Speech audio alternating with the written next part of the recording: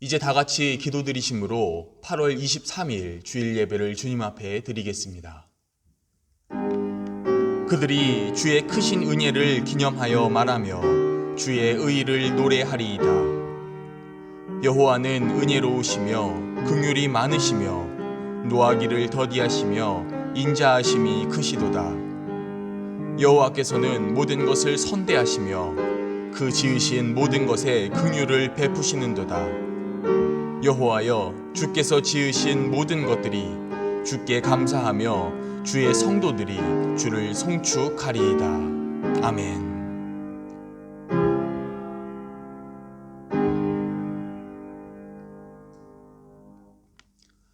찬송가 384장 다 같이 부르시겠습니다.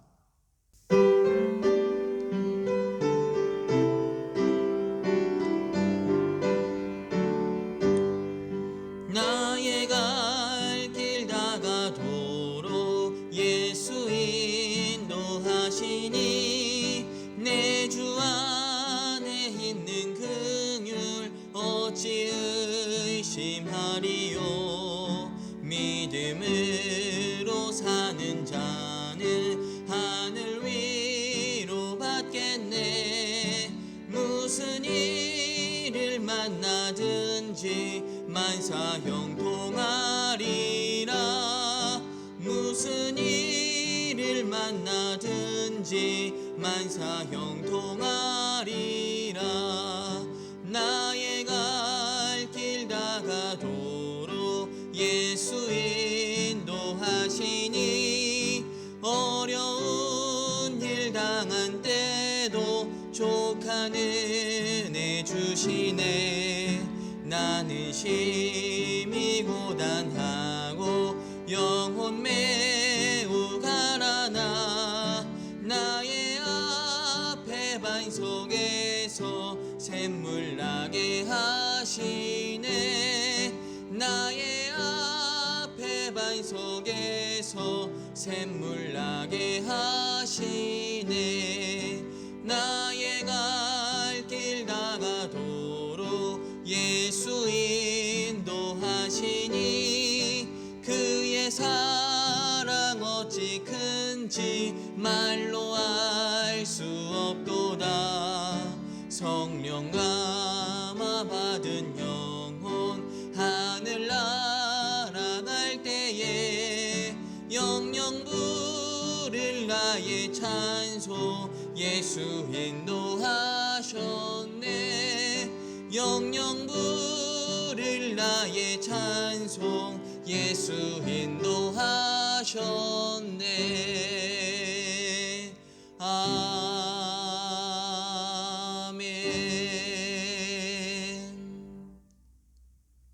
이 시간 보실 교동문 말씀은 시편 143편 62번의 말씀입니다. 여호와여, 내 기도를 들으시며 내 간구에 귀를 기울이시고 주의 진실과 의로 내게 응답하소서. 주의 종에게 심판을 행하지 마소서. 주의 눈앞에는 의로운 인생이 하나도 없나이다. 원수가 내 영혼을 핍박하며 내 생명을 땅에 엎어서 나로 죽은 지 오랜 자같이 나를 암흑 속에 두었나이다. 그러므로 내 심령이 속에서 상하며 내 마음이 내 속에서 참담하니이다. 내가 옛날을 기억하고 주의 모든 행하신 것을 읊조리며 주의 손이 행하는 일을 생각하고 주를 향하여 손을 펴고 내 영혼이 마른 땅같이 주를 사모하나이다. 여호와여, 속히 내게 응답하소서. 내 영이 피곤하니이다. 여호와여, 주의 이름을 위하여 나를 살리시고 주의 의로 내 영혼을 환난에서 끌어내소서. 주의 인자하심으로 나의 원수들을 끊으시고 내 영혼을 괴롭게 하는 자를 다 멸하소서. 나는 주의 종이니이다. 아멘. 다 같이 사도신경 들이심으로 신앙 고백하시겠습니다. 전능하사 천지를 만드신 하나님 아버지를 내가 믿사오며 그 외아들 우리 주 예수 그리스도를 믿사오니 이는 성령으로 잉태하사 동정녀 마리아에게 나시고 본디오 빌라도에게 고난을 받으사 십자가에 못 박혀 죽으시고 장사한 지 사흘 만에 죽은 자 가운데서 다시 살아나시며 하늘에 오르사 전능하신 하나님 우편에 앉아 계시다가 저리로서 산자와 죽은 자를 심판하러 오시리라. 성령을 믿사오며 거룩한 공회와 성도가 서로 교통하는 것과 죄를 사하여 주시는 것과 몸이 다시 사는 것과 영원히 사는 것을 믿사옵나이다. 아멘.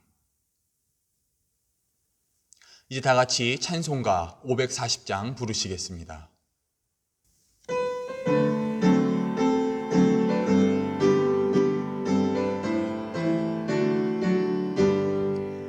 주의 음성을 내가 들으니 사랑한단 말일세. 믿는 마음으로 주께 가오니 나를 영접하소서. 내가 매일 십자가 앞에 더 가까이 가오니 구세주의 흘린 보배 피로써 나를 정케 하소서. 주여 넓으신 은혜 베푸사 나를 받아주시고 나의 품은 뜻 주의 뜻같이 되게 하여 주소서. 내가 매일 십자가 앞에 더 가까이 가오니 구세주의 흘린 보배 피로써 나를 정케 하소서. 주의 보좌로 나아갈 때에 어찌하니 기쁠까. 주의 얼굴을 항상 배우니 더욱 친근합니다. 내가 매일 십자가 앞에 더 가까이 가오니 구세주의 흘린 보배 피로써 나를 정케 하소서.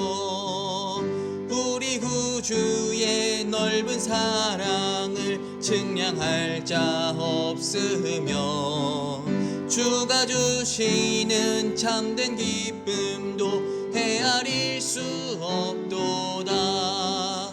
내가 매일 십자가 앞에 더 가까이 가오니 구세주의 흘린 보배 피로써 나를 정케 하소서.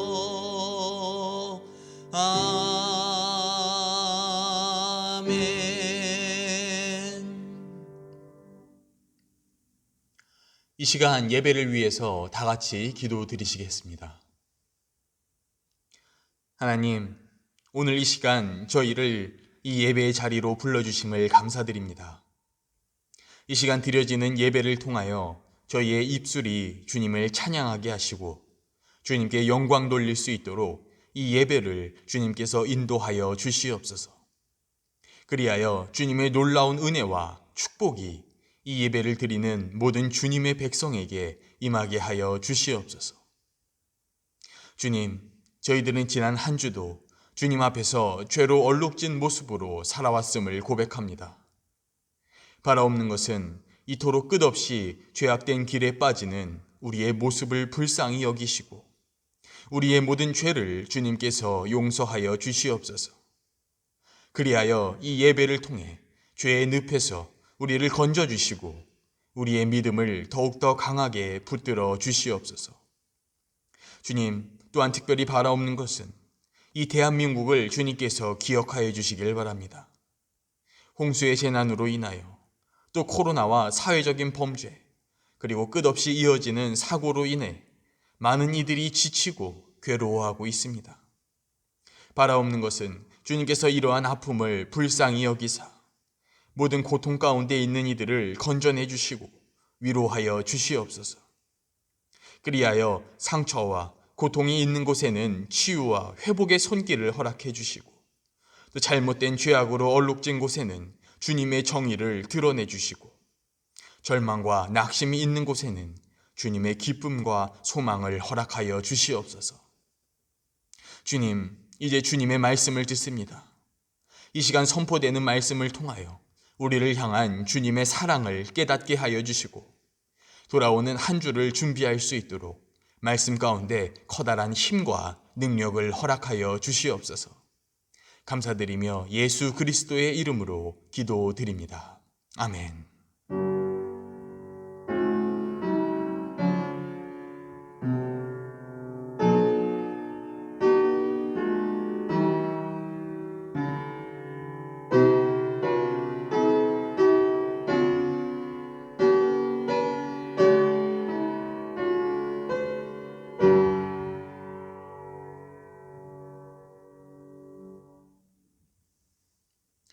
이 시간 보실 하나님의 말씀은 마태복음 14장 1절부터 13절까지의 말씀입니다. 그때에 분봉왕 헤롯이 예수의 소문을 듣고 그 신하들에게 이르되 이는 세례 요한이라. 그가 죽은 자 가운데서 살아났으니 그러므로 이런 능력이 그 속에서 역사하는도다 하더라. 전에 헤롯이 그 동생 빌립의 아내 헤로디아의 일로 요한을 잡아 결박하여 옥에 가두었으니 이는 요한이 헤롯에게 말하되 당신이 그 여자를 차지한 것이 옳지 않다 하였음이라. 헤롯이 요한을 죽이려 하되 무리가 그를 선지자로 여김으로 그들을 두려워하더니 마침 헤롯의 생일이 되어 헤로디아의 딸이 연석 가운데서 춤을 추어 헤롯을 기쁘게 하니 헤롯이 맹세로 그에게 무엇이든지 달라는 대로 주겠다고 약속하거늘 그가 제 어머니의 시킴을 듣고 이르되 세례 요한의 머리를 소반에 얹어 여기서 내게 주소서 하니 왕이 근심하나 자기가 맹세한 것과 그 함께 앉은 사람들 때문에 주라 명하고 사람을 보내어 옥에서 요한의 목을 베어 그 머리를 소반에 얹어서 그 소녀에게 주니 그가 자기 어머니에게로 가져가니라. 요한의 제자들이 와서 시체를 가져다가 장사하고 가서 예수께 아뢰니라. 예수께서 들으시고 배를 타고 떠나사 따로 빈 들에 가시니 무리가 듣고 여러 고을로부터 걸어서 따라간지라. 아멘. 이 시간 예배를 위해서 이희은 집사님과 양유정 간사님께서 그 사랑 얼마나 라는 찬양의 제목으로 주님께 영광 돌려드리겠습니다.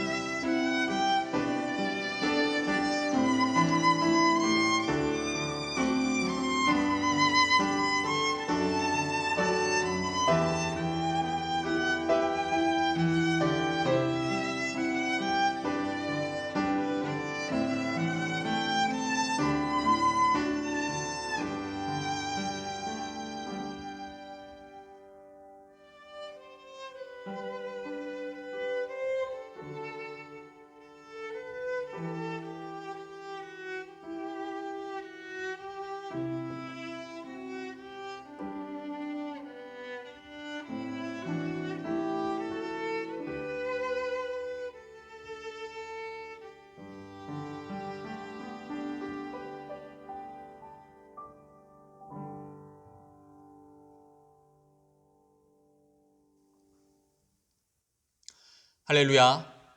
이 시간 주일 예배에 나오신 여러분들을 환영합니다. 오늘 보신 말씀은 유대 지역을 다스리던 헤롯 왕과 예수님 사이에서 일어난 사건을 기록하고 있는 말씀입니다. 다만 우리가 오늘 말씀을 이해하기 위해선 먼저 본문 가운데서 시기적으로 앞선 사건을 다루고 있는 헤롯 왕과 세례 요한 사이에서 일어난 사건부터 살펴볼 필요가 있습니다. 오늘 본문에 기록되어 있는 이 헤롯 왕은 헤롯 안디바라는 인물로서 성경에서는 일반적으로 분봉왕 헤롯으로 기록되어 있는 인물입니다. 그런데 이 헤롯 왕은 당시 정치적인 이유로 인하여 첫 번째 부인과 이혼을 하고 자신의 조카였던 헤로디아라는 여인과 새로운 결혼을 올리게 됩니다. 하지만 문제는 이렇게 헤롯과 결혼한 헤로디아가 본래 헤롯의 이복 동생이었던 빌립이라는 인물의 아내였다는 것입니다. 즉 한마디로 헤롯 왕은 정치적인 기반의 안정을 위해서 이미 결혼을 하였던 여인을 빼앗았던 것입니다. 때문에 당시 세례 요한은 이러한 헤롯 왕의 잘못된 모습으로 인하여 그를 비판하게 됩니다. 그러자 이를 못마땅히 여긴 헤롯 왕은 결국 세례 요한을 붙잡아서 감옥에 가두어 버리게 됩니다. 다만 이 당시 세례 요한은 이스라엘 백성들로부터 많은 지지를 받고 있었기 때문에 그를 감옥에 가둘 수는 있어도 함부로 죽일 수는 없었습니다. 그러던 그때 헤롯은 자신의 생일을 맞이하게 되었고 이를 기념하기 위한 잔치를 열게 됩니다. 그리고 여기서 헤롯 왕은 자신과 새롭게 결혼을 한 헤로디아의 딸이 많은 이들 앞에서 춤을 추는 모습을 보게 됩니다. 그러자 헤롯 왕은 춤을 추는 아이의 모습이 너무나 좋은 나머지 원하는 것은 무엇이든 들어주겠다는 약속을 하게 됩니다. 그러자 이 아이의 어머니였던 헤로디아는 자신과 헤롯 왕의 결혼을 비판한 세례 요한에게 앙심을 갚고자 그녀의 딸에게 세례 요한의 머리를 쟁반에 담아 가져올 것을 부탁하라고 지시하죠. 그래서 딸은 자신의 어머니에게 들은 그대로 헤롯 왕에게 부탁을 하게 됩니다. 물론 헤롯 왕이 처음에 이러한 부탁을 받았을 때에는 이것이 얼마나 큰 파장을 미칠지 알고 있었기 때문에 쉽게 결정을 내릴 수 없었습니다. 하지만 헤롯 왕은 이미 많은 이들 앞에서 맹세를 하였기 때문에 결국 어쩔 수 없이 그 아이의 부탁대로 세례 요한을 처형한 뒤 세례 요한의 머리를 쟁반에 담아주게 됩니다. 그런데 그런 사건이 있고 얼마 뒤 헤롯 왕은 이스라엘 전역에서 갑자기 누군가 기적을 일으키고 다니고 있다는 예수님에 관한 소식을 듣게 됩니다. 그러자 헤롯 왕은 이러한 예수님을 향하여 그는 죽은 세례 요한이 되살아난 것이라는 축축을 하기 시작합니다. 그래서 예수님께서는 이렇게 헤롯 왕이 자신에 관한 소식을 듣게 되었다는 이야기를 듣게 되자 곧바로 자신이 계시던 지역에서 배를 타고 외딴 곳으로 물러가게 되시면서 오늘의 말씀은 끝이 나게 됩니다.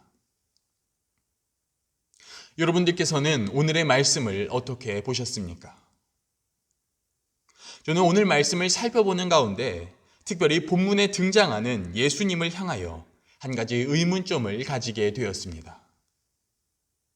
그것은 어째서 예수님께서는 헤롯 왕이 자신을 세례 요한으로 여긴다는 소식을 듣게 되자 본래 계시던 곳에서 멀리 물러가셨던 것일까라는 의문점이었습니다.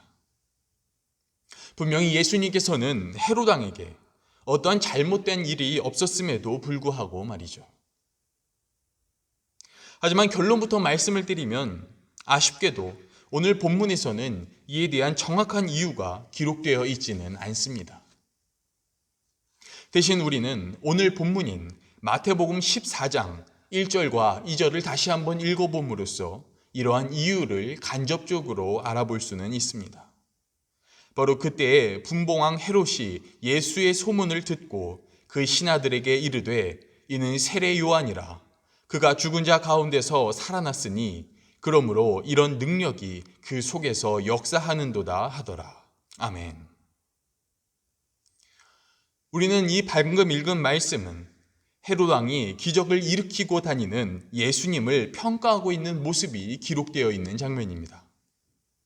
근데 우리는 여기서 헤롯 왕이 죽은 자 사이에서 세례 요한이 살아났다고 이야기를 하는, 어떻게 보면 굉장히 미신적이고 또 일반적으로는 이해하기 힘든 추측을 하고 있는 모습을 볼 수 있습니다.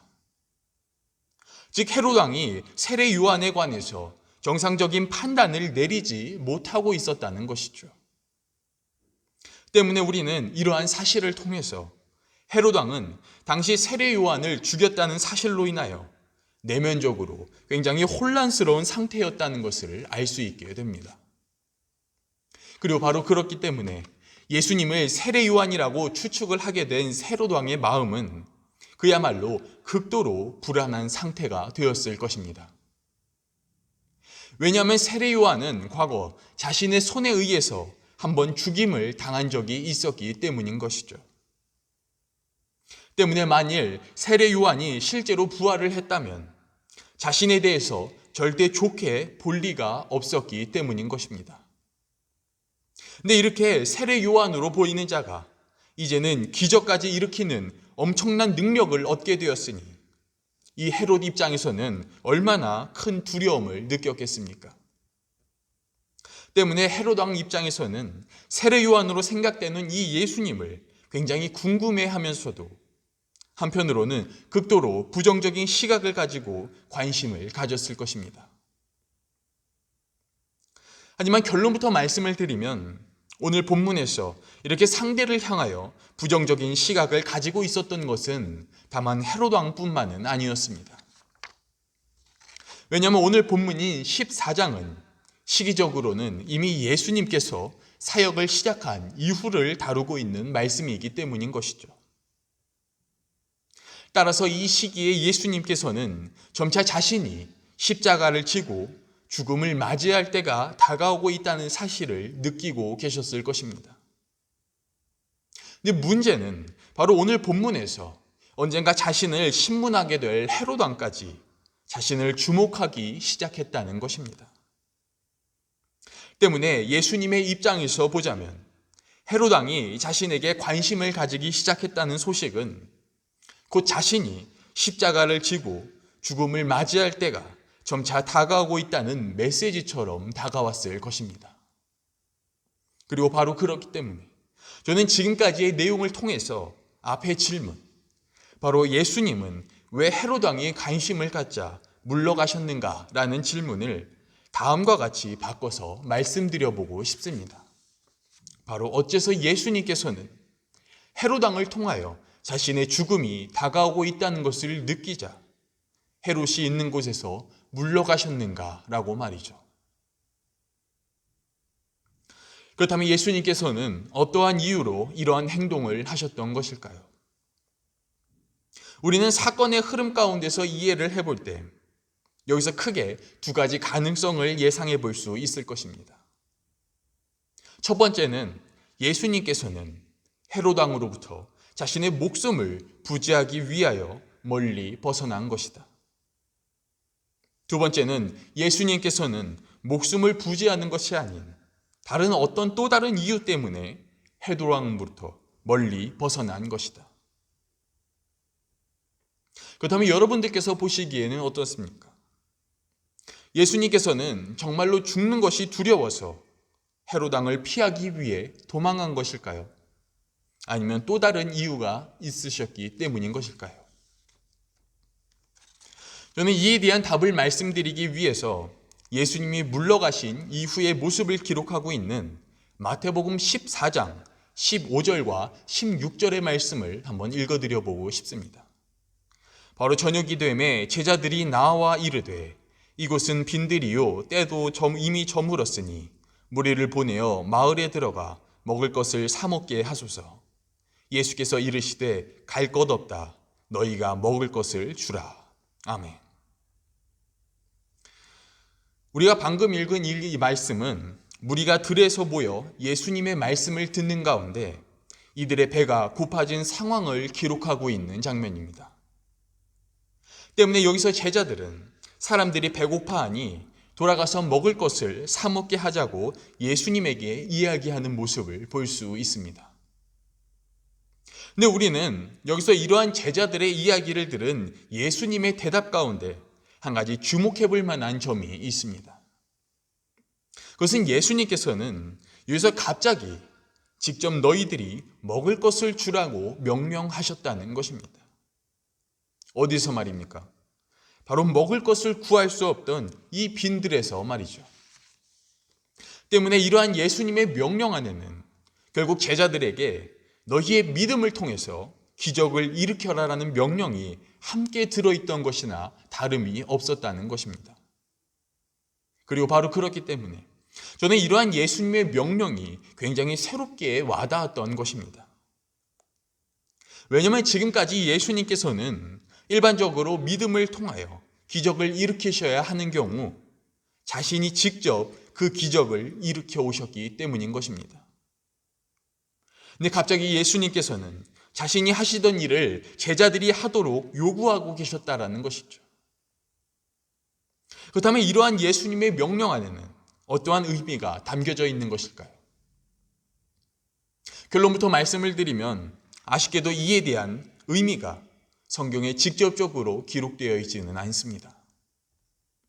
다만 우리는 지금까지의 내용을 정리해 볼 때 이를 통해서 한 가지 사실은 확실히 알 수 있습니다. 그것은 적어도 예수님께서 명령하신 대로 제자들이 행할 수 있게 된다면 이제 제자들은 예수님이 계시지 않아도 예수님이 행하시던 기적을 통한 치유 사역을 계속 이어갈 수 있게 된다는 것입니다. 그리고 바로 그렇기 때문에 저는 이러한 예수님의 명령이 굉장히 의미심장하게 다가왔던 것입니다. 왜냐하면 예수님께서는 이러한 명령을 하신 시점이 바로 헤롯 왕으로부터 인하여 물러가게 되신 직후였기 때문인 것입니다. 때문에 우리는 지금까지의 내용을 통해서 이러한 예수님의 상황을 한마디로 다음과 같이 표현해 볼 수 있을 것입니다. 바로 예수님께서는 자신의 죽음이 다가오고 있다는 것을 느끼시자 자신이 하던 일을 제자들도 할 수 있도록 만들기 시작하셨다라고 말입니다. 때문에 저는 이러한 내용을 통해서 앞의 질문, 곧 헤롯 왕의 주목으로 인하여 물러가셨던 이유를 다음과 같이 표현해 보고 싶습니다. 바로 예수님께서는 죽음이 두려워서가 아니라 예수님이 떠난 이후를 준비하기 위하여 물러가신 것이었다라고 말입니다. 그리고 바로 그렇기 때문에 저는 오늘 본문에 나타나는 이러한 예수님의 모습이 우리 그리스도인들에게 굉장히 많은 의미를 전해주고 있다고 말씀드리고 싶은 것입니다. 왜냐하면 오늘 본문의 예수님께서는 죽음이 다가온다는 어떤 의미에서는 절대적인 아주 절망의 상황에서 도망이 아니라 다음을 준비하는 길을 택하셨기 때문인 것이죠. 때문에 저는 이러한 예수님을 다음과 같이 표현해 보고 싶었습니다. 바로 죽음 앞에서도 예수님은 끝까지 예수님이셨다라고 말이죠. 그리고 바로 그렇기 때문에 저는 오늘의 이 말씀이 예수님의 모습을 따라 살아야 하는 우리 그리스도인들에게도 다음과 같은 질문을 하고 있다고 말씀드리고 싶습니다. 바로 우리도 절대적인 절망 앞에서 끝까지 그리스도인으로 남을 수 있는가라고 말입니다. 그리고 저는 우리가 적어도 예수님을 따르는 자들이 맞다면 바로 이러한 질문에 대한 우리들의 신앙적인 대답을 가지고 있어야 한다고 말씀드리고 싶은 것입니다. 왜냐하면 바로 오늘날 우리가 겪고 있는 이 현실 가운데서 우리는 실질적으로 희망이 없는 절망과 같은 상황을 경험하며 살아가고 있기 때문인 것입니다. 아마 설교를 들으시는 여러분들께서 더 잘 느끼시겠지만 요즘 다시 코로나 바이러스로 인하여 교회가 새롭게 주목받고 있습니다. 그리고 아니나 다를까 많은 이들의 예상대로 정말 감당하기 힘들 정도의 비난을 면하지 못하고 있는 것이 실질적인 현실입니다. 때문에 저는 개인적으로는 이번 일로 인하여 아예 교회를 떠나겠다고 고백하는 자들도 많이 마주하게 되었습니다. 왜냐하면 더 이상 이러한 교회 안에서는 희망이 없다고 바라보았기 때문인 것이죠. 그리고 저는 이러한 분들과 또 모습과 그리고 결정을 바라보면서 참 여러 마음과 생각을 가지게 되었습니다. 얼마나 희망이 없어 보였으면 저러한 결정을 내리게 되었던 것일까?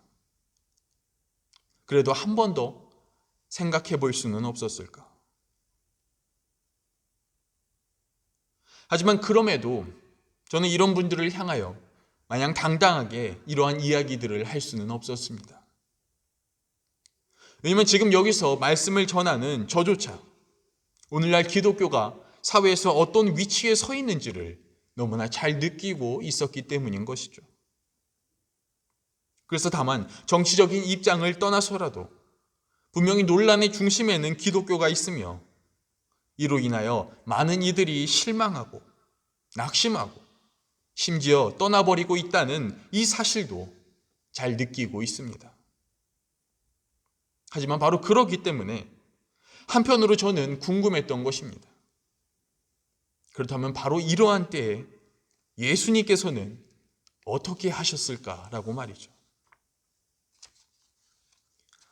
누가 봐도 소망이 없어 보이고 더 이상 아무것도 기대할 수 없는 상황 앞에 내가 서게 된다면 그때도 여전히 예수님은 예수님으로 남아 계실까라는 의문점을 가지게 되었다는 것입니다. 그리고 바로 오늘의 이 말씀은 이러한 질문에 대한 답을 다음과 같이 전해주고 있는 것입니다. 바로 결국 예수님은 끝까지 예수님으로 남으셨다라고 말이죠. 그리고 바로 그렇기 때문에 저는 오늘의 이 말씀이 결국 우리들에게 다음과 같은 메시지를 전해주고 있다고 말씀드리고 싶은 것입니다.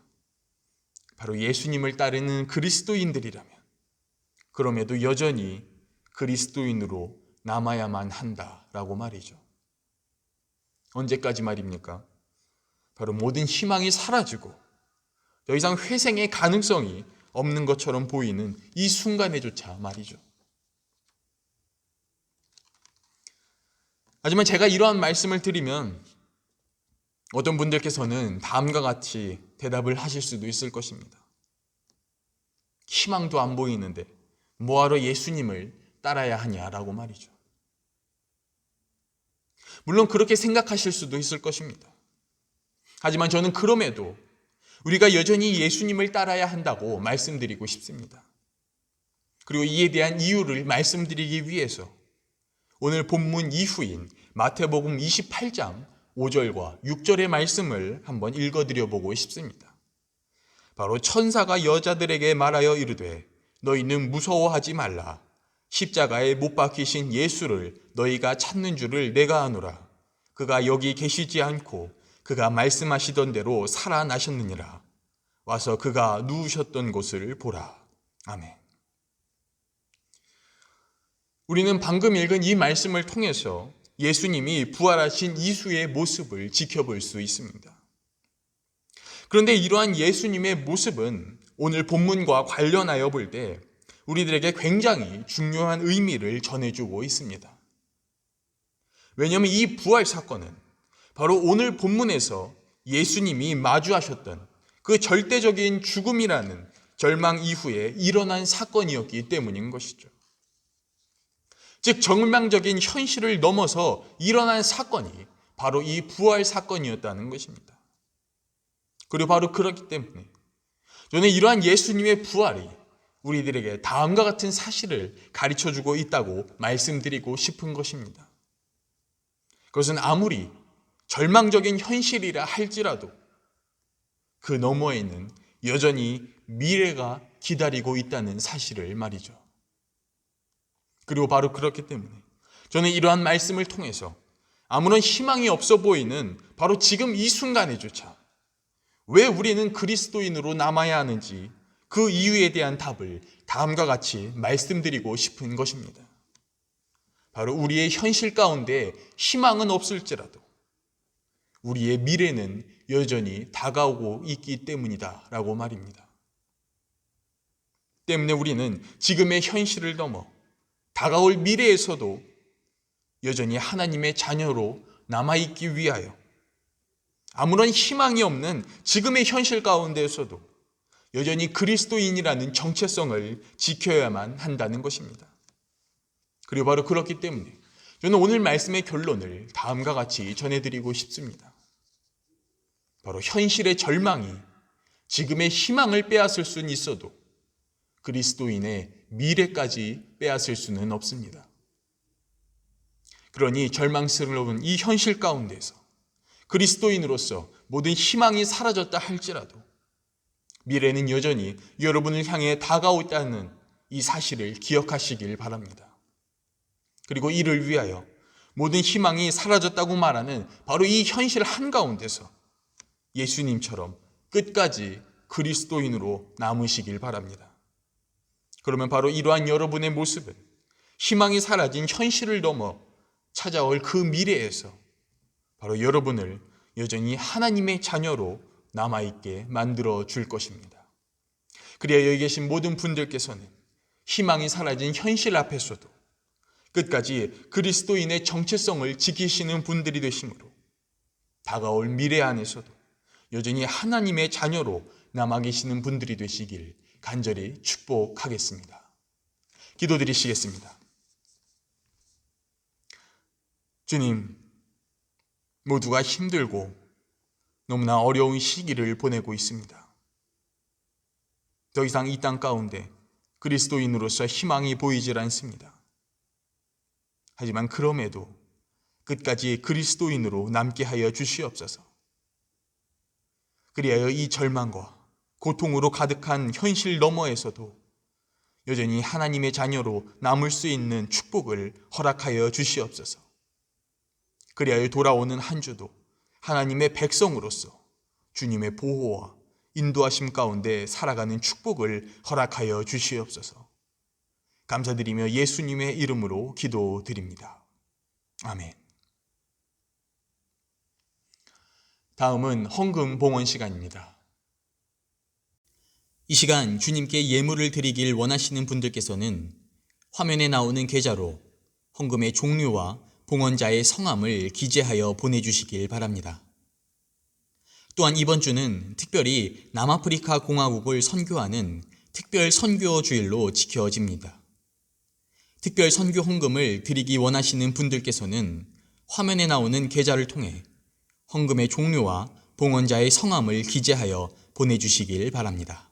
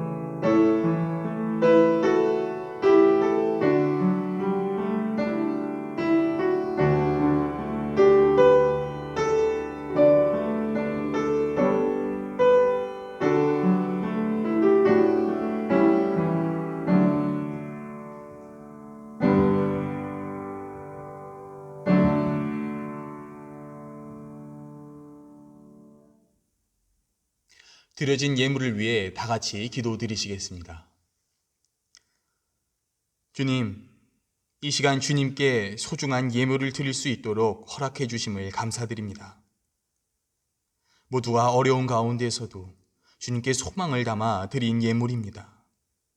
주님께 드리는 이 예물을 기뻐 받아주시옵소서.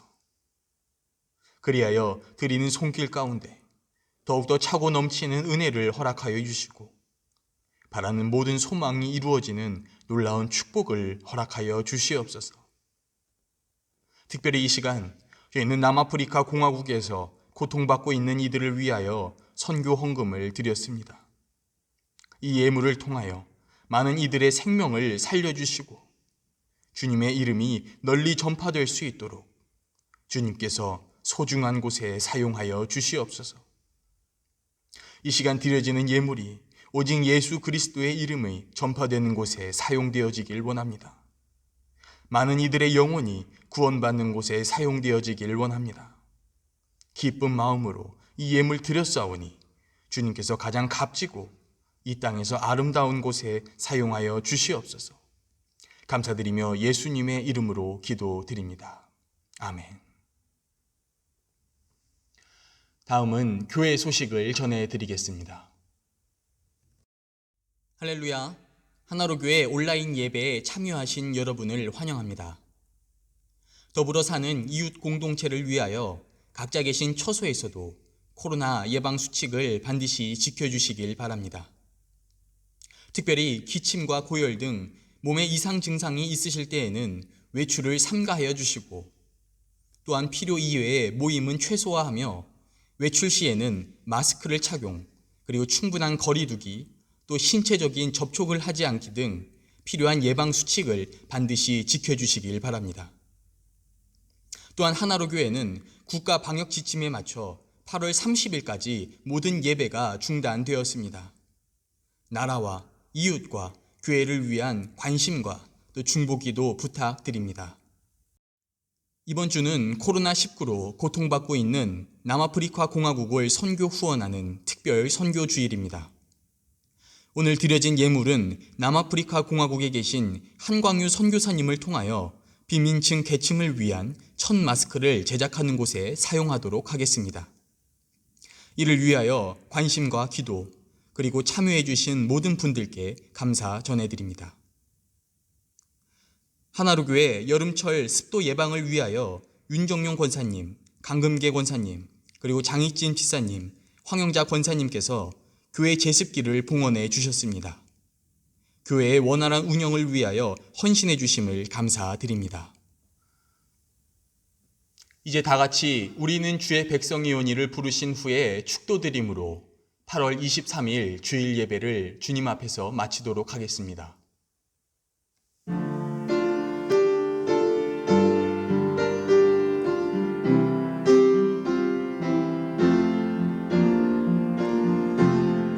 우리는 주의 백성이오니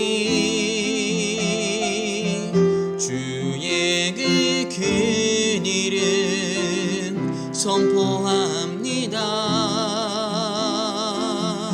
이곳 어두운 세상에 빛으로 부르셨네. 주의 얼굴 구할 때 역사하소서.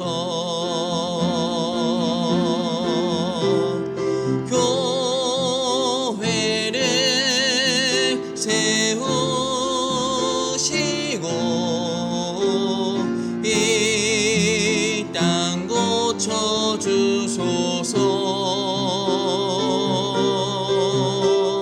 주님 나라 힘하시고 주 뜻 이루어지이다.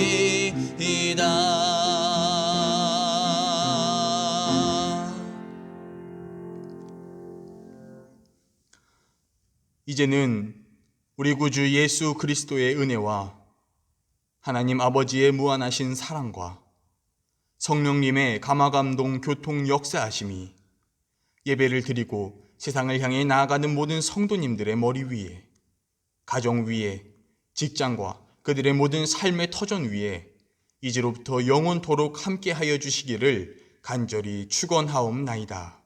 아멘.